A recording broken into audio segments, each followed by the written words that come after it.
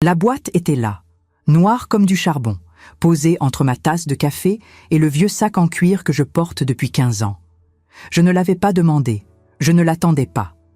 Mais quand ce garçon de rue est apparu de nulle part, les mains sales de charbon et les yeux trop enfoncés pour son âge, et qu'il a dit d'une voix rauque « Vous en aurez besoin ce soir », j'ai senti quelque chose se glacer dans ma poitrine. Ce n'était pas de la peur, c'était de la reconnaissance. Comme si mon corps savait, avant ma tête, que cet objet allait tout changer. Il a disparu avant que je puisse poser la moindre question. Et moi, idiote que je suis, j'ai rangé la boîte dans mon sac et j'ai fait semblant que rien ne s'était passé. Je m'appelle Margot Leroy. J'ai 63 ans, je vis seule dans un appartement étroit à Lille et jusqu'à cet après-midi de mardi, ma vie était aussi prévisible que le goût d'un croissant réchauffé. Me réveiller, prendre mon café, marcher jusqu'à la boulangerie, rentrer chez moi, regarder la télévision, dormir, recommencer. Mon mari est mort il y a 7 ans. Mon fils, Étienne, me rend visite une fois par semaine, toujours accompagné de sa femme, Célestine Marot, une femme qui sourit avec la bouche, mais jamais avec les yeux. Ils viennent par obligation. Je le sais, je fais semblant de ne pas le savoir parce qu'il est plus facile d'accepter des miettes d'affection que d'admettre que je suis devenu un fardeau. Cet après-midi-là, nous étions assis au Café du Siffleur, un endroit petit et sombre qui sent le tabac vieux et le désespoir récent. Étienne manipulait son téléphone portable tandis que Célestine se plaignait du service, de la température, de la vie. Je buvais mon café en silence, comme je le fais toujours, parce que j'ai appris il y a longtemps que mon opinion n'intéresse personne. C'est à ce moment-là que le garçon est apparu. Il n'a pas demandé d'argent. Il n'a pas demandé de nourriture. Il a simplement posé la boîte sur la table, m'a regardé dans les yeux avec une intensité qui m'a transpercé et a prononcé ces mots. Puis il s'est évanoui entre les tables, comme de la fumée qui se dissipe dans l'air froid de novembre. Célestine a tordu le nez avec dégoût. Quelle horreur! Ces gamins ne devraient pas entrer ici. Étienne n'a même pas levé les yeux de son téléphone, absorbé par quelques messages urgents qui semblaient plus importants que la présence de sa mère. J'ai pris la boîte et l'ai cachée dans mon sac avant que quelqu'un ne décide de la jeter. Je ne sais pas pourquoi. Peut-être parce que, pour la première fois depuis des années, quelqu'un m'avait parlé comme si j'importais. Comme si j'avais un avenir au-delà de cette chaise de café et de ces visites hebdomadaires, remplies de silence gêné. Nous avons payé l'addition et nous sommes partis. Étienne m'a déposé devant l'immeuble avec un baiser rapide sur le front, du genre qu'on donne aux enfants ou aux chiens. Célestine m'a fait un signe de la main depuis la fenêtre de la voiture sans me regarder, ses yeux déjà tournés vers son téléphone. J'ai monté les escaliers jusqu'à mon appartement au 3e étage, mes genoux protestant à chaque marche, cette douleur familière qui me rappelle que mon corps vieillit plus vite que mon esprit ne le voudrait. J'ai posé la boîte sur la table de la cuisine. Je suis resté à la contempler un long moment. Noire, lisse, sans marque. Elle semblait ancienne, mais bien entretenue. Le genre d'objet qui garde des secrets enfouis depuis longtemps. Avant de l'ouvrir, j'ai préparé du thé. J'ai pris ma tasse préférée, celle avec un dessin délavé de la Tour Eiffel que mon mari m'avait offerte lors de notre voyage à Paris il y a 30 ans, et je me suis assise sur ma chaise habituelle. Dehors, le ciel de l'île commençait à s'assombrir, ce gris lourd qui précède la nuit d'hiver.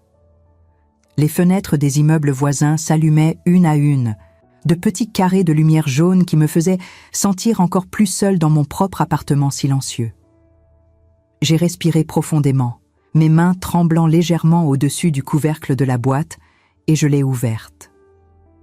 À l'intérieur, il n'y avait que 2 choses. Une clé rouillée, du genre qui ouvre de vieux portails ou des cadenas anciens, et un billet taché de quelque chose qui ressemblait à de la boue ou du charbon.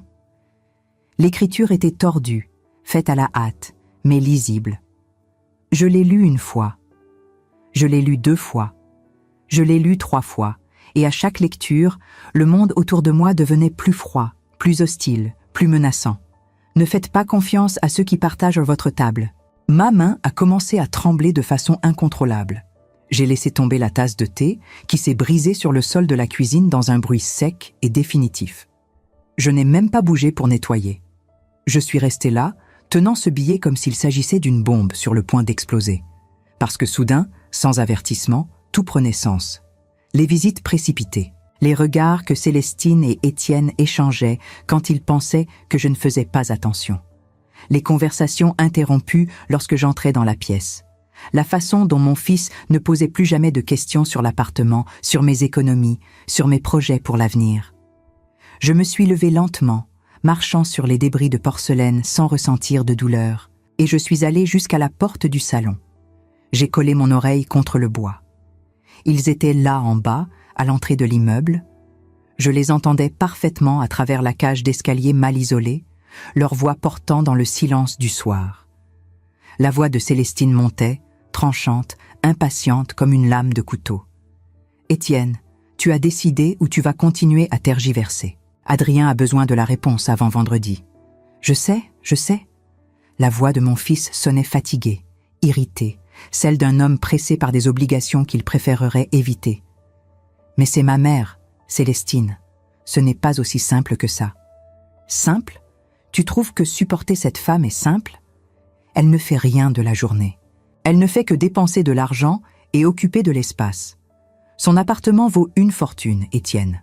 Une fortune qui pourrit pendant qu'elle y vit seule, à regarder des séries télévisées et à boire du thé. Silence. Un silence qui a duré trop longtemps. Un silence lourd de décisions qui se prenaient dans l'ombre. Quand Étienne a repris la parole, sa voix était différente. Plus basse, plus déterminée, plus froide. « Tu as raison, je vais signer les papiers.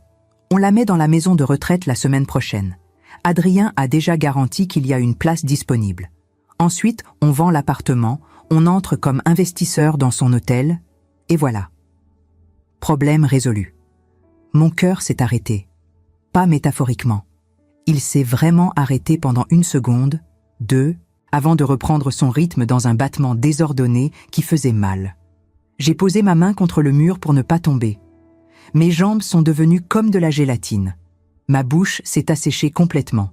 Et à l'intérieur de moi, quelque chose que je pensais mort avec mon mari, de la rage, peut-être, ou simplement de l'amour-propre, a commencé à se réveiller lentement. Vous savez, ceux qui m'écoutent maintenant n'ont peut-être jamais ressenti ça. Cette sensation d'être jeté par les personnes que vous avez créées, nourries, aimées sans condition. C'est comme si le sol disparaissait sous vos pieds et que vous réalisiez, trop tard, qu'il n'y a jamais eu de sol. Juste le vide déguisé en routine quotidienne. Mais si vous avez déjà ressenti, ne serait-ce qu'1 seconde, cette douleur qui serre la poitrine et vole votre souffle. Laissez un like sur cette vidéo et dites-moi, dans les commentaires, d'où vous me regardez en ce moment. Parce que cette histoire n'est pas seulement la mienne, c'est la nôtre. Et j'ai besoin de savoir que je ne suis pas seule dans cette épreuve. Je suis retournée dans la cuisine, j'ai pris la clé rouillée et je l'ai rangée dans la poche de mon manteau. J'ai nettoyé les débris de porcelaine du sol avec des mains tremblantes, mais fermes. J'ai préparé un autre thé, cette fois sans le renverser. Je me suis assise sur ma chaise habituelle et je suis restée à regarder par la fenêtre, observant l'île s'endormir en contrebas avec ses lumières faibles et ses petites vies ordinaires. Et pendant que je buvais le thé tiède, j'ai commencé à planifier ma réponse. Parce que si mon fils pensait que j'étais juste une vieille femme inutile, attendant passivement que la mort arrive, il se trompait lourdement. J'avais une clé, j'avais un billet, et j'avais, pour la première fois depuis des années, une raison de me réveiller le lendemain matin avec un but précis. Le lendemain matin, je me suis réveillée avec une clarté que je n'avais pas ressentie depuis des années. Pas de brouillard mental. Pas de cette lourdeur qui me clouait au lit chaque matin, me chuchotant que rien ne valait la peine de se lever.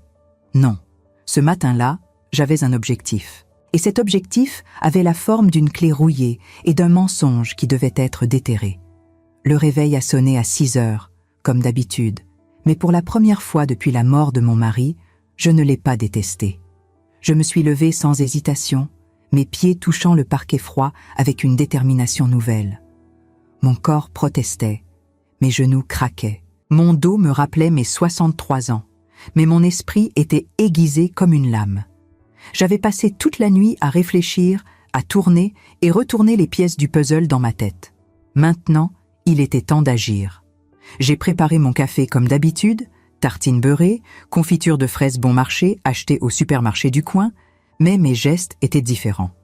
Plus vifs, plus précis, comme si mon corps comprenait avant mon esprit que j'étais redevenue une personne d'action et non plus une spectatrice passive de ma propre vie.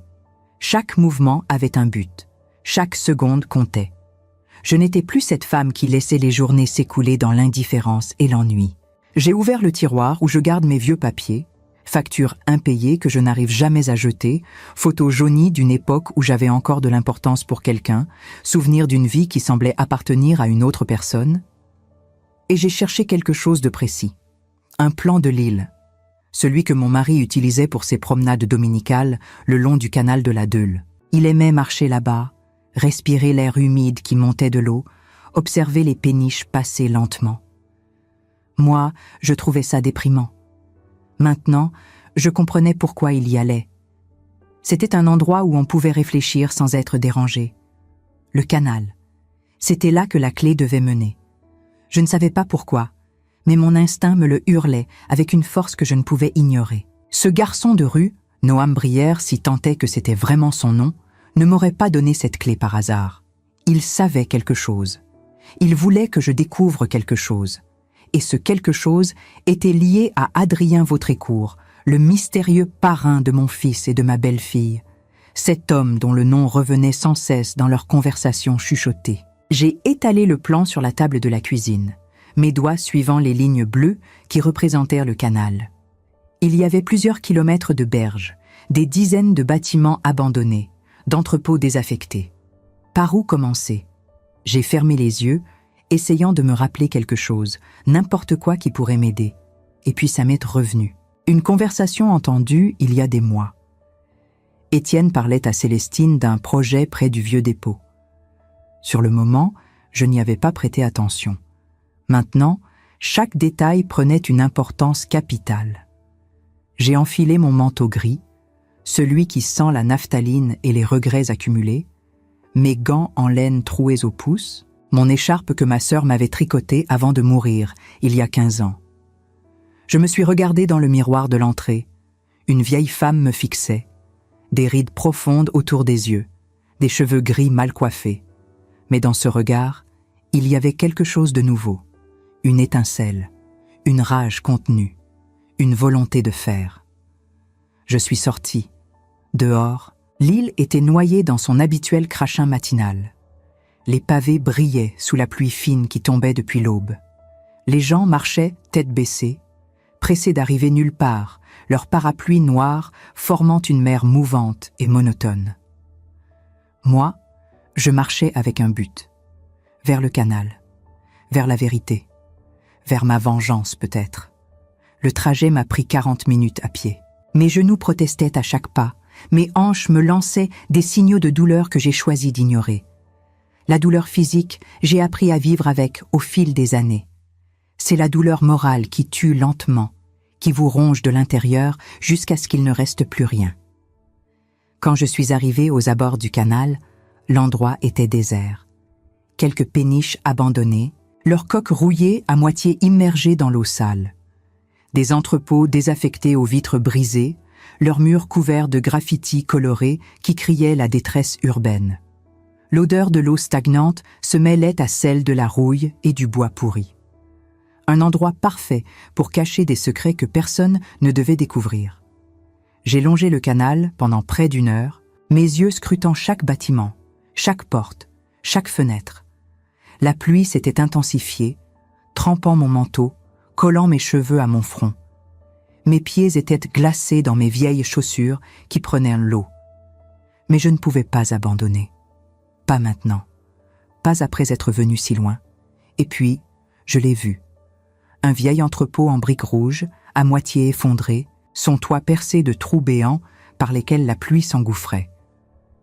Il se tenait à l'écart des autres bâtiments, comme s'il voulait se faire oublier. Mais c'était la porte qui avait attiré mon attention. Une lourde porte en métal, étonnamment intacte pour un endroit aussi délabré, verrouillée par un cadenas massif et rouillé qui semblait avoir survécu à des décennies d'abandon. Mon cœur s'est mis à battre plus fort. Pas à cause de l'effort de la marche, à cause de la certitude qui grandissait en moi. C'était là. Ça devait être là. J'ai sorti la clé de ma poche. Elle tremblait dans ma main mouillée par la pluie. Pas à cause du froid, à cause de la peur de ce que j'allais trouver, à cause de l'espoir aussi que peut-être, enfin, j'aurais des réponses. J'ai inséré la clé dans le cadenas. Elle s'est enfoncée parfaitement, glissant dans le mécanisme, comme si elle l'attendait depuis toujours, comme si ce moment avait été écrit dans le destin. Un déclic. Le cadenas s'est ouvert dans un grincement métallique. J'ai retiré le cadenas, l'ai posé par terre et j'ai poussé la porte. Elle a grincé sur ses gonds rouillés, révélant l'intérieur sombre et humide de l'entrepôt. Il m'a fallu quelques secondes pour que mes yeux s'habituent à l'obscurité. La lumière grise du jour filtrait à peine à travers les trous du toit et les fenêtres brisées. L'odeur était insupportable. Moisie. Putride. Comme si quelque chose avait pourri ici pendant des années. Mais quand mes yeux se sont ajustés, quand j'ai pu voir ce qui m'entourait, j'ai compris pourquoi le garçon m'avait donné cette clé. Pourquoi il m'avait dit que j'en aurais besoin. Parce que ce que j'ai trouvé là-dedans n'était pas juste une preuve de la trahison de mon fils. C'était une carte complète de la corruption, de la manipulation et de la cruauté organisée. Des piles de documents s'entassaient sur une vieille table en bois rongée par l'humidité et le temps.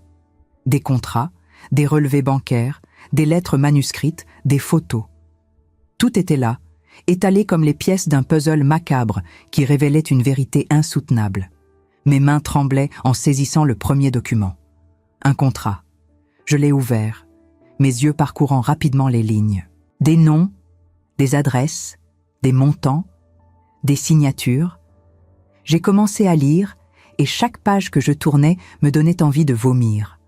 Mon estomac se retournait, ma gorge se serrait.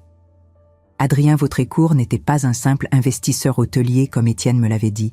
C'était un prédateur, un monstre en costume 3 pièces qui ciblait des personnes âgées vulnérables, les convainquait de vendre leurs biens sous de faux prétextes, de signer des procurations qu'ils ne comprenaient pas, de lui confier leurs économies durement gagnées.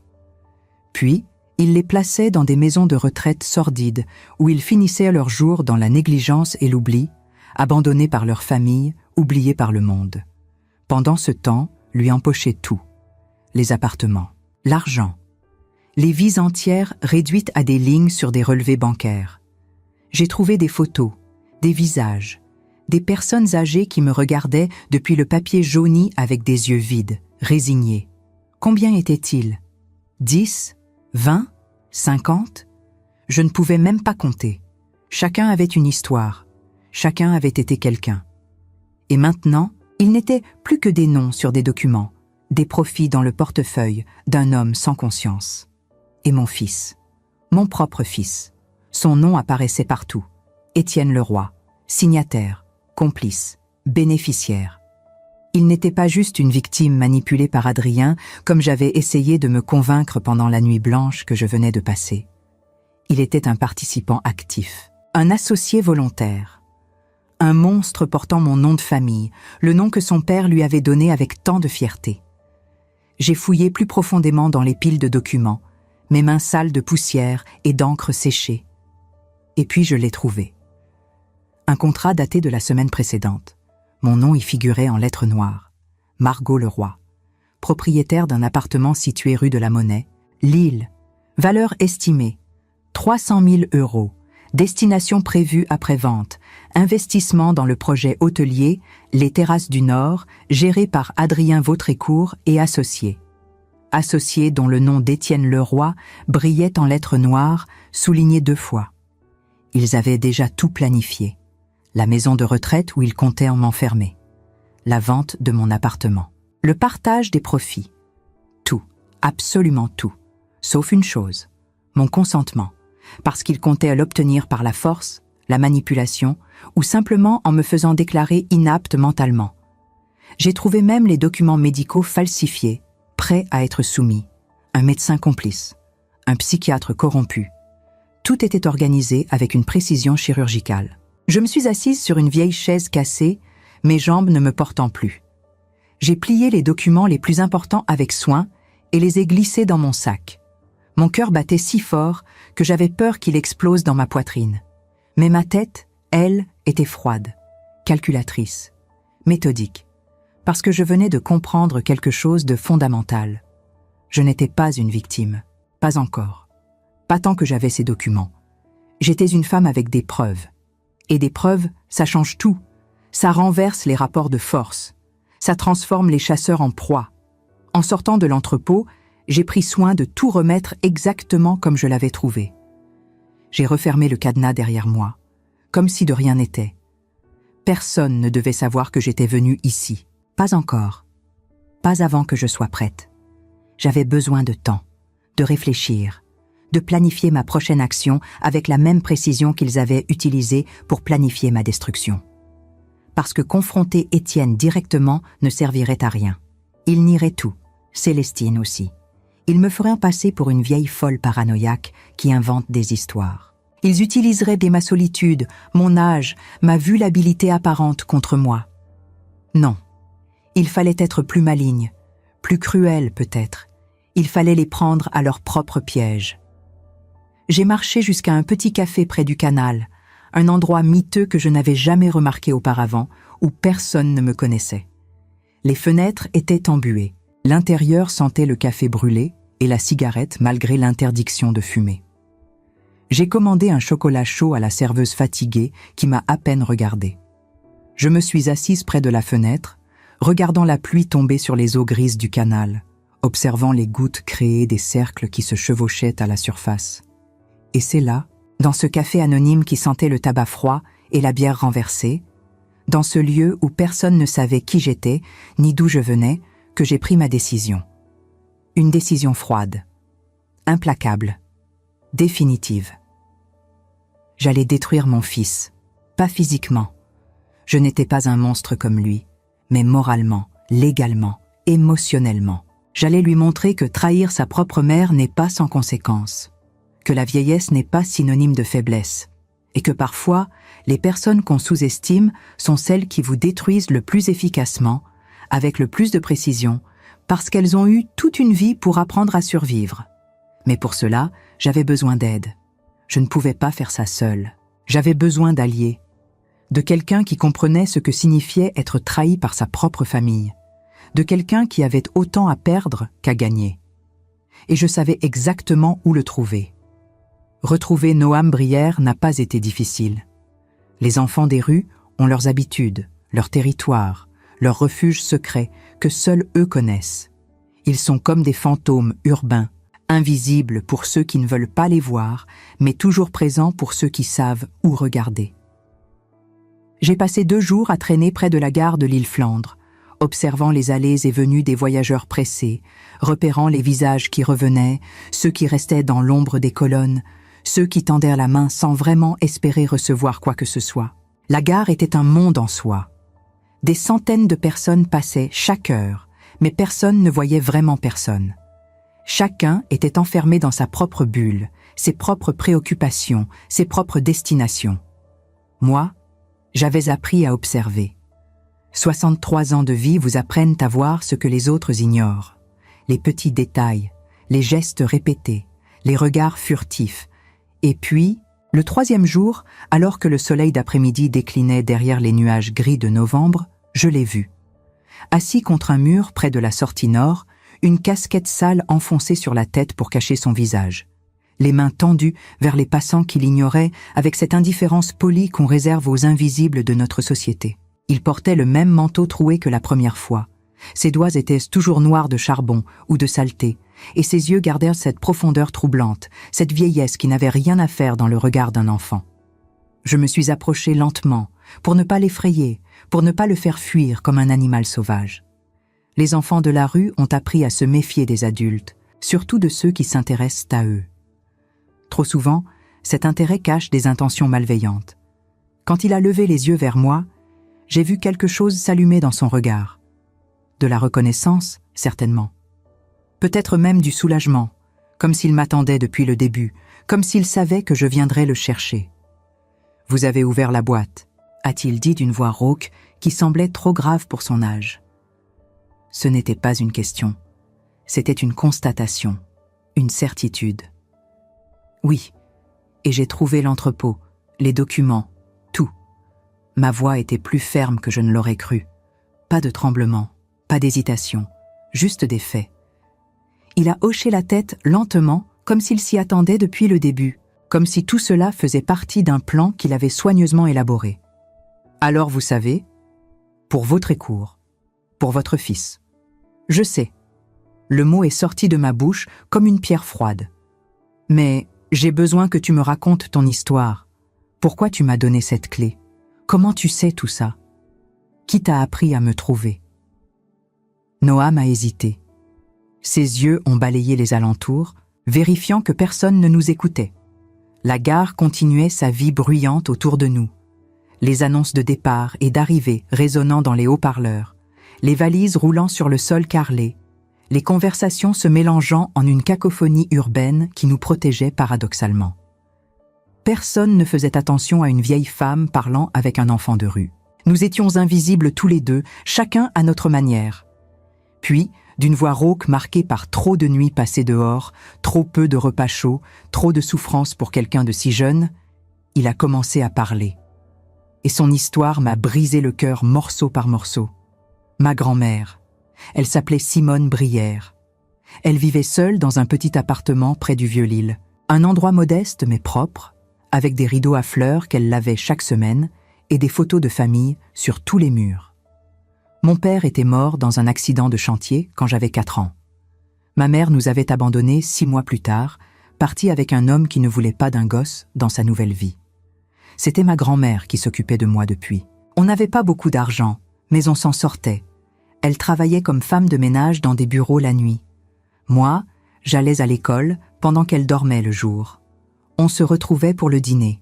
C'était notre moment. Elle me racontait des histoires de quand elle était jeune, avant la guerre, quand le monde semblait plein de promesses. Sa voix s'est brisée légèrement. Il a détourné les yeux, fixant le sol comme s'il y cherchait le courage de continuer. Et puis, un jour, un homme est venu la voir. Adrien Vautrécourt. Il portait un costume cher, il souriait beaucoup, il parlait avec cette voix douce que les gens utilisent quand ils veulent vous convaincre de quelque chose. Il lui a dit qu'elle travaillait trop dur pour son âge, qu'elle méritait mieux, qu'il connaissait une maison de retraite magnifique, moderne, avec des jardins et des infirmières attentionnées. Qu'elle pourrait y vivre confortablement, recevoir des soins, avoir de la compagnie. Qu'elle n'aurait plus à travailler la nuit, à se fatiguer, à s'inquiéter pour l'argent. Noam a serré les poings, ses jointures devenant blanches sous la saleté. Elle a hésité au début. Elle ne voulait pas me laisser seule. Mais lui, il a dit qu'il s'occuperait de tout, que je pourrais la visiter chaque week-end, que ce serait mieux pour nous deux. Il lui a montré des photos, de belles chambres avec vue sur un parc, des salles à manger lumineuses, des gens qui souriaient. Elle a cru chaque mot. Elle lui a fait confiance. Elle a signé les papiers, j'ai murmuré, connaissant déjà la suite. Oui, elle a signé. Tout. La procuration, la vente de l'appartement, l'autorisation pour qu'il gère son argent. Elle pensait faire ce qu'il fallait. Pour moi. Pour nous. Le silence s'est installé entre nous.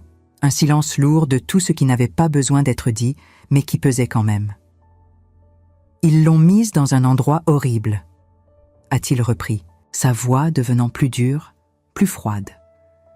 Pas celui des photos, un autre, un trou à rats dans une banlieue que personne ne visite jamais, sale, froid.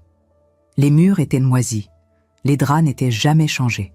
Les infirmières la traitaient comme un déchet, comme si elle n'était déjà plus une personne, juste un corps qui attendait de mourir. Elle a essayé de m'appeler avec le téléphone d'une autre résidente, mais quand ils l'ont découvert, ils ont confisqué tous les téléphones de son étage. J'ai essayé de la voir, de prendre le bus jusqu'à cet endroit maudit, mais ils m'ont jeté dehors. Ils ont dit que je n'étais pas sur la liste des visiteurs autorisés, que seul son tuteur légal pouvait décider qui la voyait. Vautrécourt. Vautrécourt. Il a craché le nom comme un poison. 6 mois plus tard, elle est morte. Pneumonie, ils ont dit. Mais je sais la vérité. Elle est morte de solitude, d'abandon, de chagrin. Pendant qu'elle croupissait dans cette prison déguisée en maison de retraite, Vautrécourt vendait son appartement et empochait l'argent. 320 000 €. Disparu, évaporé dans ses poches et celles de ses complices. Et les documents dans l'entrepôt ? J'ai demandé, bien que je commence à deviner la réponse. Je les ai volés. Une lueur de fierté dangereuse est apparue dans ses yeux. Après sa mort, je n'avais plus rien. Plus de maison, plus de famille. J'ai dormi dans la rue, dans des abris pour sans-abri, sous des ponts. Mais je n'ai jamais oublié ce qu'il avait fait. Je ne pouvais pas oublier. Alors j'ai passé des mois à surveiller votre écour, à apprendre ses habitudes, ses déplacements, ses rendez-vous. J'ai découvert où il travaillait, où il gardait ses dossiers. Un soir, il y a 3 mois, je me suis introduit dans son bureau. La fenêtre du sous-sol était mal fermée. J'ai tout pris. Tous les dossiers qu'il gardait dans son coffre-fort, dont il pensait que personne ne connaissait la combinaison. Toutes les preuves de ses crimes. Je voulais le détruire, lui faire payer. Mais je suis un gosse de la rue. Personne ne m'écouterait. La police me rirait au nez. Les avocats me chasseraient de leur bureau. Alors j'ai attendu. J'ai cherché quelqu'un qui pourrait faire quelque chose. Quelqu'un qui aurait la crédibilité que je n'ai pas. Et puis tu m'as vu. Oui, au café, avec votre fils et sa femme. J'ai reconnu leurs noms sur les papiers que j'avais volés. Étienne Leroy, Célestine Marot. Ils étaient partout dans les documents. Associés de votre écour, bénéficiaires de ces combines, j'ai compris que vous étiez la prochaine victime sur leur liste. Alors je vous ai suivi pendant quelques jours. J'ai observé comment ils vous traitaient, les regards qu'ils échangeaient, la façon dont ils vous parlaient comme si vous n'étiez déjà plus là. Et j'ai su que vous aviez le droit de savoir, que vous méritiez de vous défendre. Mes mains tremblaient. Pas de froid, pas de peur, de rage, de chagrin, de cette émotion complexe qu'on ressent quand on découvre que le monde est encore plus cruel qu'on ne le pensait. J'ai posé une main sur l'épaule de Noam. Un geste simple, mais qui semblait le surprendre profondément. Comme s'il n'avait pas l'habitude qu'on le touche avec douceur, avec respect, avec compassion. « Tu as bien fait », j'ai dit, ma voix chargée d'une conviction absolue. « Mais maintenant, on va finir ce que tu as commencé, ensemble, nous deux contre eux tous. » Les yeux de Noam se sont remplis de larmes qu'il a rapidement essuyées avec le dos de sa main sale, comme s'il avait honte de montrer de la faiblesse. « Comment ? Qu'est-ce qu'on peut faire ? Ils sont riches, puissants, protégés. » En utilisant leurs propres armes contre eux, la loi, la presse, la honte publique, en exposant tout ce qu'ils ont fait au grand jour, où ils ne pourront plus se cacher derrière leur sourire et leur costume cher. Mais pour ça, j'ai besoin que tu me fasses confiance, vraiment confiance, et que tu me laisses te protéger. Me protéger ? Il semblait confus, comme si le concept même de protection lui était étranger. Si votre écour découvre que c'est toi qui as volé les documents, il te fera disparaître. Il a trop à perdre. Des millions d'euros. Sa réputation, sa liberté. Un enfant de rue qui disparaît, personne ne pose de questions. C'est triste, mais c'est la réalité. Mais s'il pense que c'est moi qui ai tout découvert seul, grâce à mes propres recherches, il me sous-estimera. Les vieilles dames, on nous sous-estime toujours. On pense qu'on est fragile, confuse, facile à manipuler. C'est notre force, notre arme secrète. Ils ne verront jamais venir le coup. Noam a réfléchi un long moment, ses yeux scrutant mon visage comme s'il cherchait à évaluer ma sincérité. Dans la rue, on apprend vite à distinguer les mensonges de la vérité. On développe un instinct de survie qui ne trompe jamais. Puis, il a hoché la tête lentement. « D'accord, je vous fais confiance, mais je veux être là quand il tombera. Je veux voir sa tête quand il comprendra qu'il a perdu. Pour ma grand-mère, pour toutes les autres victimes dont personne ne se souvient. Tu seras là, je te le promets. Et les promesses, je les tiens toujours. » Les jours suivants ont été un tourbillon d'activités minutieusement orchestrées. J'ai contacté une avocate spécialisée dans les affaires d'abus sur personnes âgées et de fraude financière. Maître Isabelle Fournier. Son nom m'avait été recommandé par une connaissance de l'association des retraités où j'allais parfois jouer aux cartes. Une femme sèche et efficace, la cinquantaine énergique, avec des yeux perçants qui ne rataient aucun détail. Elle m'a reçu dans son bureau austère du centre-ville, entouré de bibliothèques remplies de codes juridiques et de dossiers épais.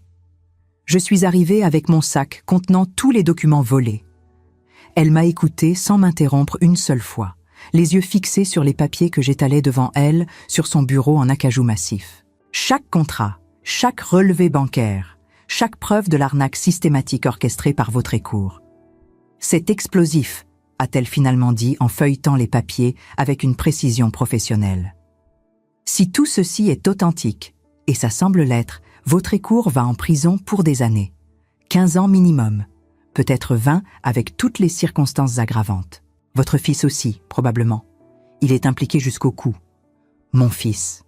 Le mot m'a écorché la gorge comme du verre brisé. Vous êtes absolument sûr? Il n'y a aucune chance qu'il ait été simplement manipulé? Qu'il ne savait pas vraiment ce qu'il faisait? Elle m'a regardé avec une compassion professionnelle qui n'adoucissait pas la vérité. Madame Leroy, je comprends que c'est difficile à accepter. Mais regardez ces documents. Il y a son nom partout. Il a signé des contrats, reçu des virements bancaires substantiels, participé à des réunions dont nous avons les comptes rendus. Il a recruté des victimes. Il savait exactement ce qu'il faisait. Il est complice, Madame Leroy, juridiquement et moralement. La loi ne fait pas de distinction entre le cerveau de l'opération et ceux qui l'aident à fonctionner. J'ai fermé les yeux. Une partie de moi, cette partie stupide qui refuse d'abandonner l'espoir même face à l'évidence, espérait encore qu'Étienne soit juste un idiot manipulé par un homme plus intelligent et plus cruel. Mais les preuves ne mentaient pas. Les chiffres ne mentaient pas. Les signatures ne mentaient pas. Mon fils n'était pas une victime. Il était un prédateur qui chassait les personnes âgées vulnérables pour s'enrichir sur leur dos. Que dois-je faire maintenant? Ma voix était à peine un murmure. Portez plainte, immédiatement.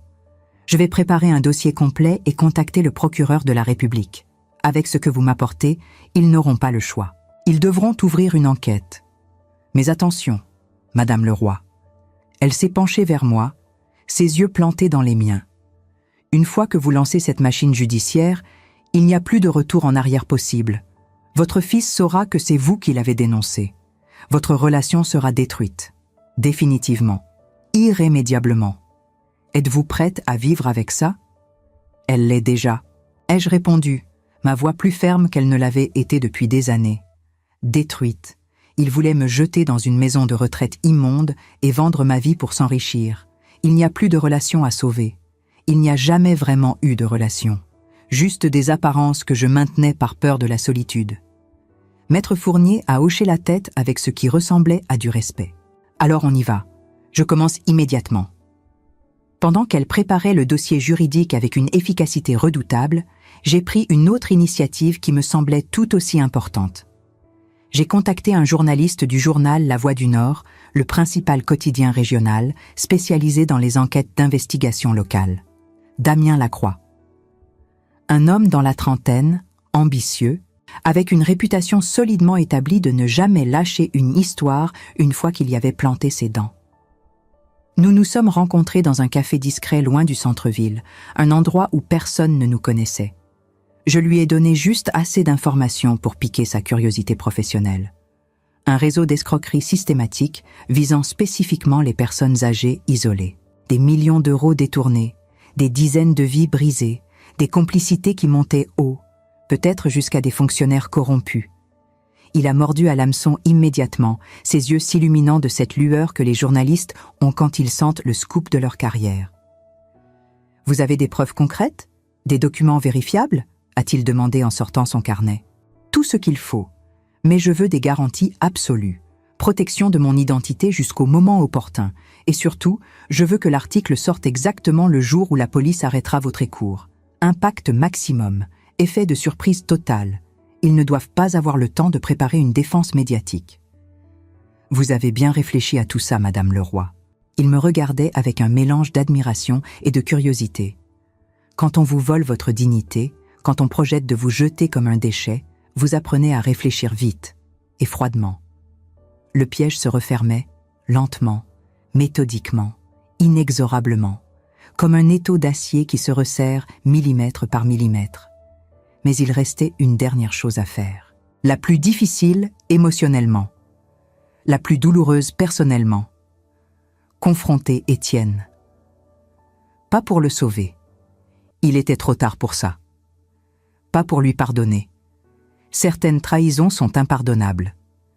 mais pour lui faire comprendre exactement ce qu'il avait détruit, pour qu'il voie dans mes yeux ce que sa cupidité avait anéanti. J'ai invité Étienne et Célestine à dîner chez moi un vendredi soir. Un simple appel téléphonique. « Venez dîner à la maison vendredi. J'ai envie de passer du temps avec vous. » Ma voix était calme, presque chaleureuse. Rien qui puisse éveiller leurs soupçons. Ils ont accepté sans se méfier, sans poser de questions. Pourquoi l'auraient-ils fait? Pour eux, j'étais toujours la vieille mère docile, celle qui sert le café sans poser de questions et qui signe les papiers qu'on lui tend sans les lire, celle qui ne fait jamais de vagues, celle qu'on peut manipuler sans effort. J'ai préparé un repas simple mais soigné. Poulet rôti aux herbes de Provence, exactement comme Étienne l'aimait quand il était enfant. Pommes de terre gratinées au four, haricots verts frais du marché. Rien de spécial ou d'extravagant. Mais j'ai mis la table avec un soin méticuleux. Nappe blanche que je n'utilisais que pour les grandes occasions. Bougies dans les chandeliers en argent que ma mère m'avait donnés pour mon mariage. La belle vaisselle en porcelaine qui dormait dans le buffet depuis des années. Comme pour une occasion importante, solennelle. Parce que c'en était une. La dernière fois que je verrais mon fils comme mon fils. La dernière fois que nous partagerions une table avant que tout ne s'effondre définitivement. L'appartement sentait bon. Le poulet rôtissait doucement dans le four, remplissant l'air d'arômes réconfortants qui évoquaient des dimanches en famille d'une époque révolue. J'avais même acheté du vin, un bon Bordeaux que je ne pouvais normalement pas me permettre. Mais ce soir, l'argent n'avait pas d'importance. Ce soir était un rituel, un dernier repas, une exécution déguisée en réunion familiale. Ils sont arrivés à 19h pile, toujours ponctuels quand il s'agissait de leurs obligations. Célestine portait une robe chère dans un tissu fluide qui devait coûter plus que ma pension mensuelle et un sourire faux plaqué sur son visage comme un masque de théâtre. Étienne avait l'air fatigué, stressé, des cernes sombres sous les yeux. Il évitait mon regard, ses yeux glissant sur moi sans vraiment me voir. Coupable, probablement, ou juste impatient d'en finir avec cette corvée hebdomadaire pour retourner à sa vraie vie. « Ça sent bon, maman », a dit Étienne en entrant, utilisant ce mot « maman », avec une facilité qui me révulsait maintenant. Combien de fois avait-il prononcé ce mot en pensant à l'argent qu'il pourrait tirer de ma mort ou de mon enfermement? « J'ai fait ton plat préféré », ai-je répondu avec un sourire qui devait sembler maternel mais qui me brûlait les lèvres. Nous avons mangé dans un silence presque confortable, ponctué de remarques banales sur la météo, le travail, les embouteillages. J'ai posé des questions simples, innocentes. Comment va le travail? Le temps est vraiment maussade en ce moment, n'est-ce pas? Avez-vous des projets pour les vacances de Noël qui approchent? Ils ont répondu machinalement, sans vraiment m'écouter, leurs réponses automatiques comme des robots bien programmés. Célestine a complimenté le poulet du bout des lèvres, tout en chipotant dans son assiette, son régime perpétuel lui interdisant probablement de vraiment savourer quoi que ce soit. Étienne a mangé rapidement, nerveusement, comme quelqu'un qui veut en finir au plus vite. Au dessert, une tarte aux pommes que j'avais achetée à la boulangerie du coin, pas faite maison car je n'avais plus l'énergie pour ça. J'ai servi le café dans les tasses en porcelaine fine. Puis, avec des gestes délibérément lents, théâtraux presque, j'ai posé une enveloppe brune sur la table, entre l'assiette d'Étienne et son verre de vin à moitié vide. Le silence est devenu soudainement lourd, oppressant. « Qu'est-ce que c'est ?» a demandé Étienne en fronçant les sourcils, son regard fixé sur l'enveloppe comme si c'était un serpent venimeux prêt à mordre. « Ouvre !» Ma voix était calme, trop calme, le calme avant la tempête. Il a hésité, sa main tremblant légèrement au-dessus de l'enveloppe. Puis il l'a ouverte avec des gestes maladroits. À l'intérieur, une copie du contrat portant mon nom. Celui qui prévoyait la vente de mon appartement, mon placement en maison de retraite et la répartition des profits entre Vautrécourt et ses associés, dont le nom d'Étienne Leroy apparaissait en toutes lettres. Son visage est devenu blanc, pas pâle, blanc, comme si tout le sang s'était retiré d'un coup de sa tête. Célestine s'est figée, sa tasse de café suspendue à mi-chemin de ses lèvres, peinte d'un rouge agressif, ses yeux s'élargissant de panique mal dissimulée. « Où as-tu trouvé ça ?» La voix d'Étienne tremblait, se brisait presque. Il y avait de la peur dedans, de la vraie peur. Peu importe où je l'ai trouvé, J'ai repris ma tasse de café, l'ai portée à mes lèvres avec une lenteur calculée. Ce qui importe, c'est que je sais tout, absolument tout. Votre écourt, les escroqueries systématiques, les victimes, combien sont-elles? 50, 100? Que vous avez dépouillé. Ta participation active, tes bénéfices, chaque virement bancaire, chaque signature, chaque mensonge. Célestine a reposé sa tasse brutalement, le café éclaboussant la belle nappe blanche. Margot, tu ne comprends pas, ce n'est pas ce que tu crois, ce n'est pas du tout ce que ça semble être. Alors explique-moi. Ma voix était douce, presque invitante. Explique-moi comment mon propre fils, l'enfant que j'ai porté pendant 9 mois, que j'ai allaité, que j'ai élevé seul après la mort de son père, a prévu de me voler ma maison, mon argent, ma dignité. Explique-moi comment tu as pu t'asseoir à cette table chaque semaine, manger la nourriture que je préparais, boire le café que je servais, tout en sachant ce que vous prépariez dans l'ombre. Explique-moi comment vous avez pu me regarder dans les yeux en planifiant de m'enfermer dans un mouroir pour empocher 300 000 €. Étienne a ouvert la bouche, puis l'a refermée, puis l'a rouverte sans qu'aucun son n'en sorte. Il ressemblait à un poisson hors de l'eau, cherchant désespérément l'oxygène qui ne venait pas. Il n'avait pas de réponse, parce qu'il n'y en avait pas, parce qu'il n'existe aucune explication, aucune justification, aucune excuse pour trahir sa propre mère de cette façon. « Maman, écoute. » Il a finalement trouvé sa voix, faible, pathétique. « C'est compliqué. On avait des dettes, des problèmes financiers que tu ne peux pas comprendre. L'entreprise de Célestine faisait faillite. On avait besoin d'argent rapidement. Votre écourt a proposé une solution. Ce n'était pas personnel, c'était juste. Juste? J'ai interrompu, ma voix montant pour la première fois. Juste des affaires? C'est ça que tu allais dire? Que m'envoyer pourrir dans un mouroir pour voler mon appartement n'était que du business?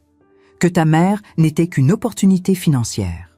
Le silence qui a suivi était si lourd qu'il semblait aspirer l'air de la pièce, créant un vide suffocant.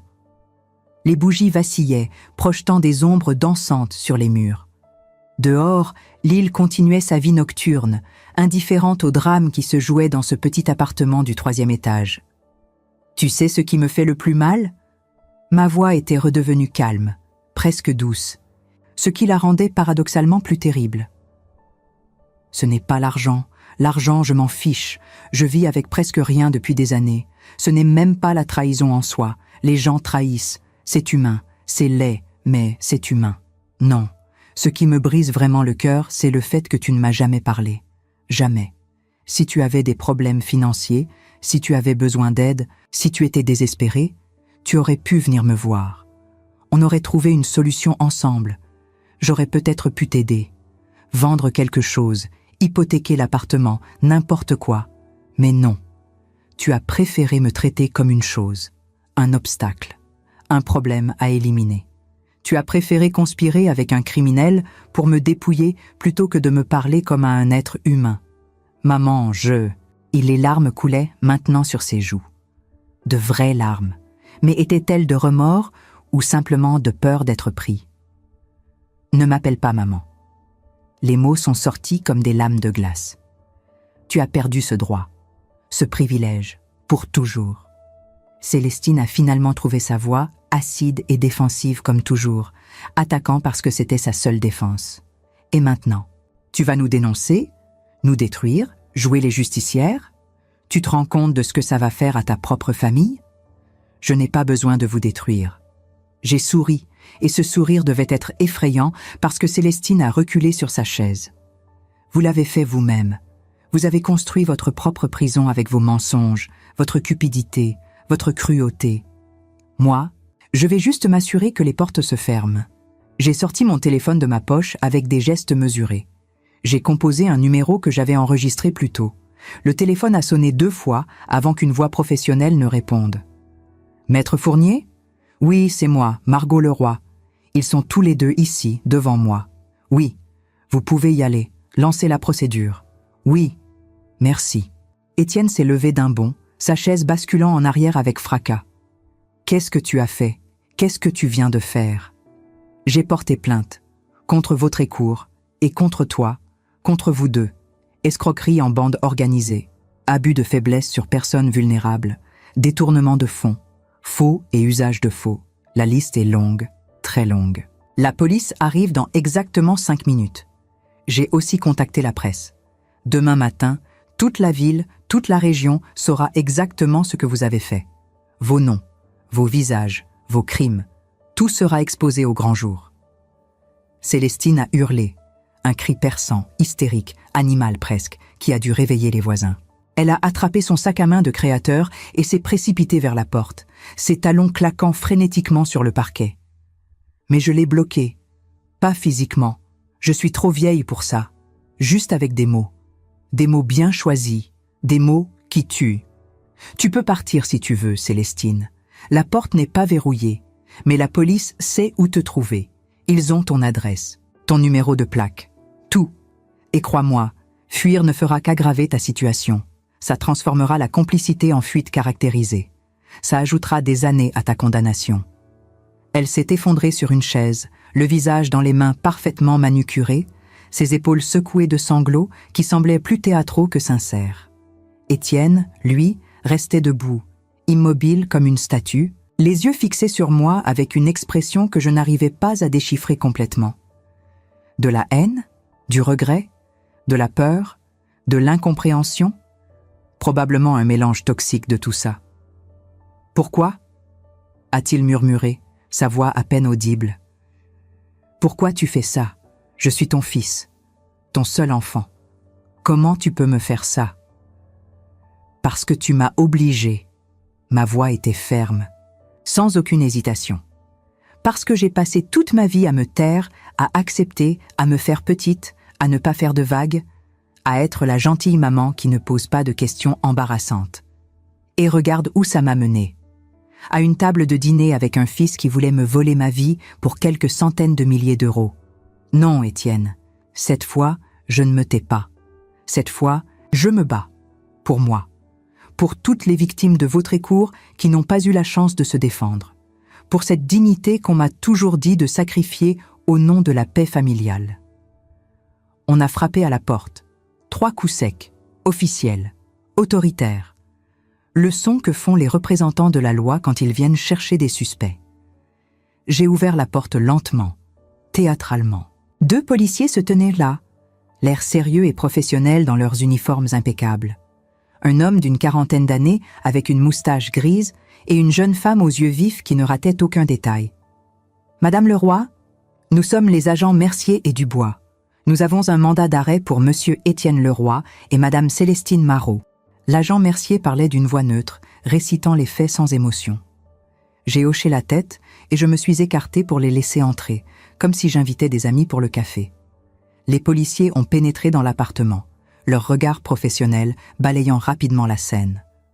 La table du dîner encore mise, les bougies qui brûlaient toujours, les restes du repas, et mes 2 invités, figés dans leur culpabilité. Les policiers ont lu leur droit à Étienne et Célestine avec cette précision administrative qui rend les pires moments de la vie encore plus surréalistes. Vous avez le droit de garder le silence. Tout ce que vous direz pourra être utilisé contre vous.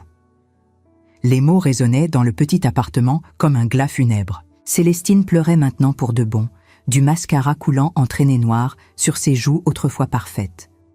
Étienne, lui, restait stoïque, acceptant les menottes sans résister, son regard perdu dans le vide. Puis, ils les ont emmenés. Mon fils s'est retourné une dernière fois avant de franchir la porte, ses yeux cherchant les miens. Nos regards se sont croisés, et dans le sien, j'ai vu quelque chose se briser.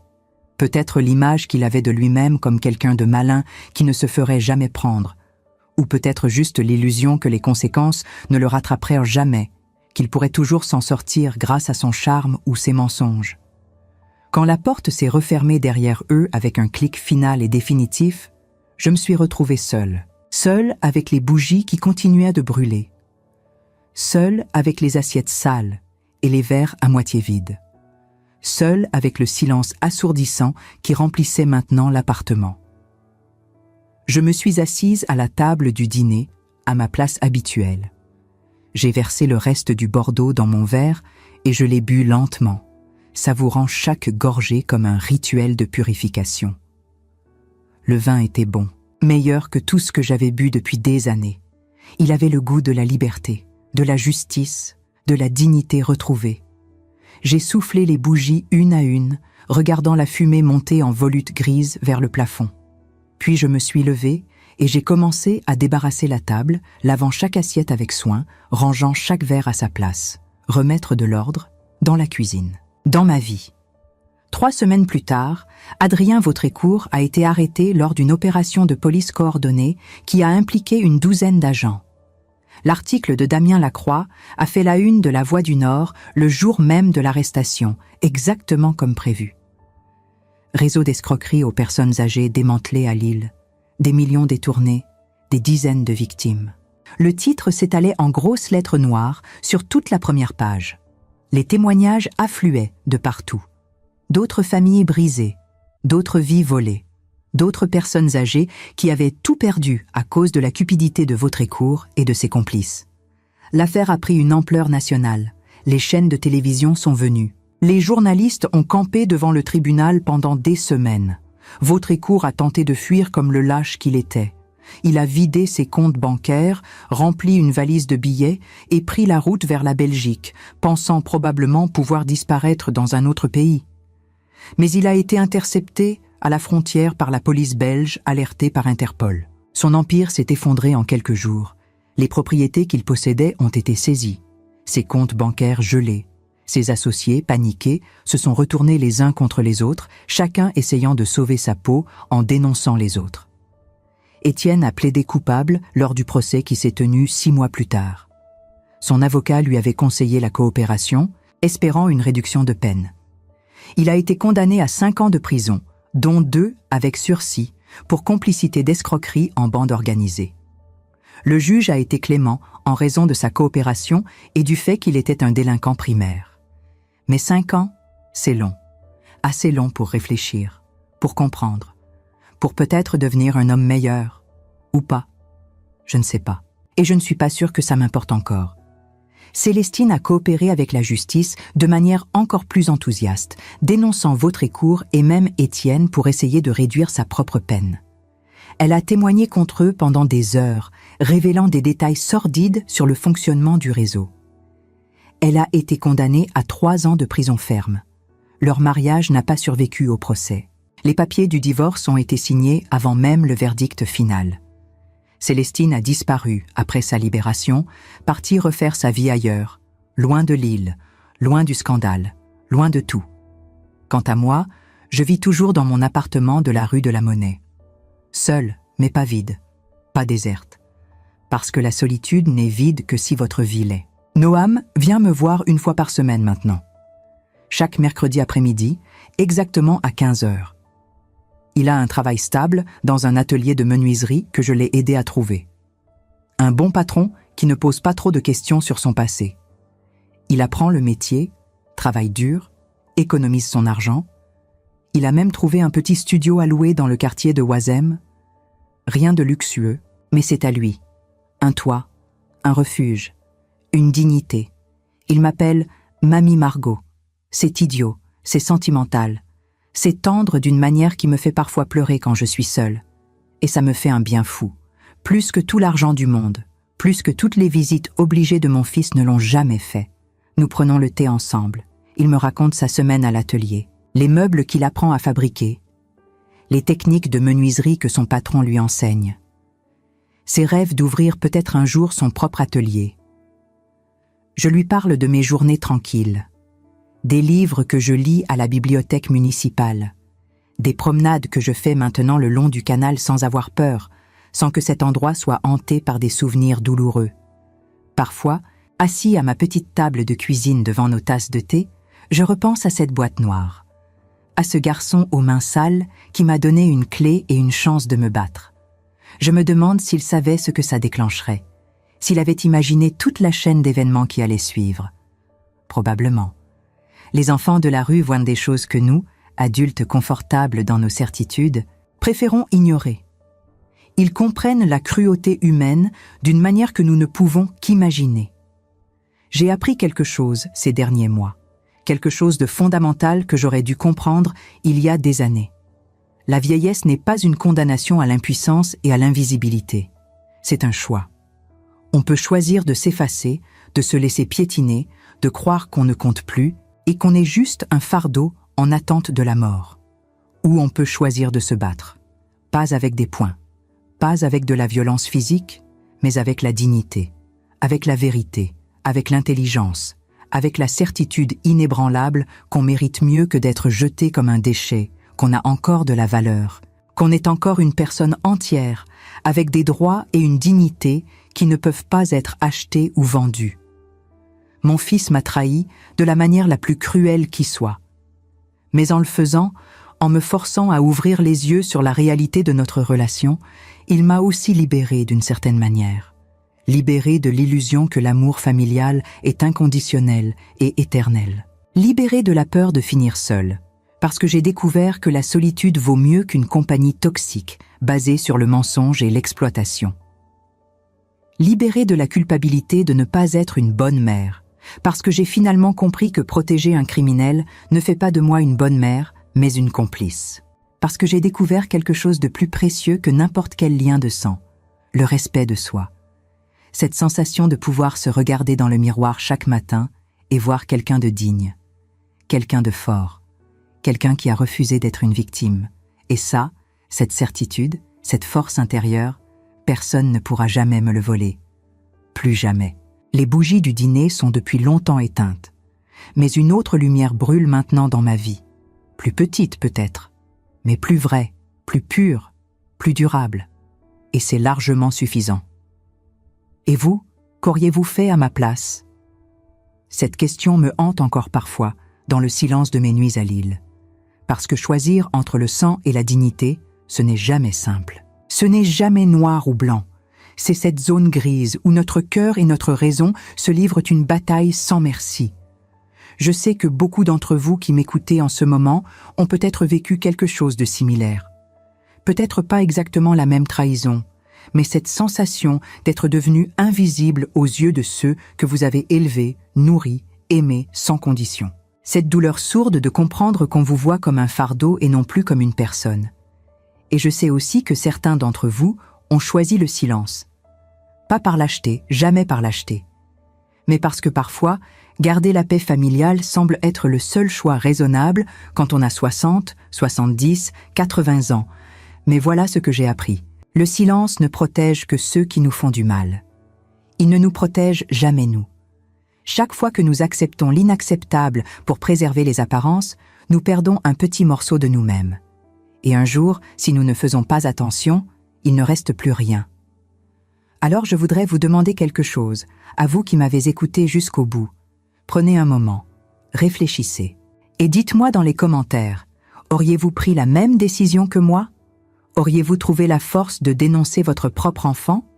Ou auriez-vous choisi un autre chemin? Il n'y a pas de mauvaise réponse. Il n'y a que des vérités différentes, des courages différents. Mais en partageant votre réflexion, vous aidez quelqu'un d'autre qui vit peut-être exactement la même situation en ce moment même. Quelqu'un qui se sent seul, perdu, qui ne sait pas quoi faire. Et si vous avez déjà vécu une trahison familiale, si quelqu'un que vous aimiez a essayé de profiter de vous, dites-le aussi. Votre histoire compte. Votre expérience peut sauver quelqu'un d'autre. Parce que c'est ça, notre vraie force à nous. Les personnes âgées, nous avons vécu, nous avons survécu, et nous avons des leçons à transmettre que les jeunes générations ne trouveront jamais dans les livres ou sur Internet. Dites-moi aussi d'où vous m'écoutez, de Paris, de Lyon, de Marseille, d'Algérie, du Maroc, du Québec. Savoir que mes mots traversent les frontières et touchent des cœurs partout dans le monde francophone me donne une force que je ne peux pas expliquer. Cela me rappelle que nous ne sommes jamais vraiment seuls, même quand nos propres familles nous abandonnent.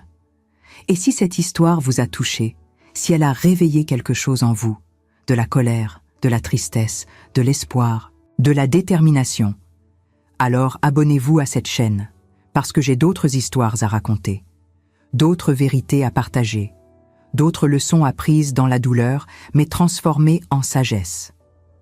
Nous méritons tous un espace où nos voix comptent, où nos expériences sont valorisées, où notre âge n'est pas une faiblesse, mais une richesse. La vie ne s'arrête pas à 60 ans, elle se transforme. Elle devient parfois plus difficile, c'est vrai, mais elle peut aussi devenir plus vraie, plus authentique, plus libre si nous trouvons le courage de refuser d'être des victimes silencieuses. Alors partagez cette vidéo avec quelqu'un qui a besoin de l'entendre. Votre sœur, votre voisine, votre amie du club de cartes, parce qu'ensemble, nous sommes plus fortes. Et ensemble, nous pouvons nous rappeler mutuellement que la dignité n'a pas d'âge, que le respect n'est pas négociable et que personne, absolument personne, n'a le droit de nous réduire à une simple transaction financière. Merci de m'avoir écouté, merci d'avoir partagé ce moment avec moi. Et n'oubliez jamais, vous valez infiniment plus que ce que quiconque essaie de vous faire croire.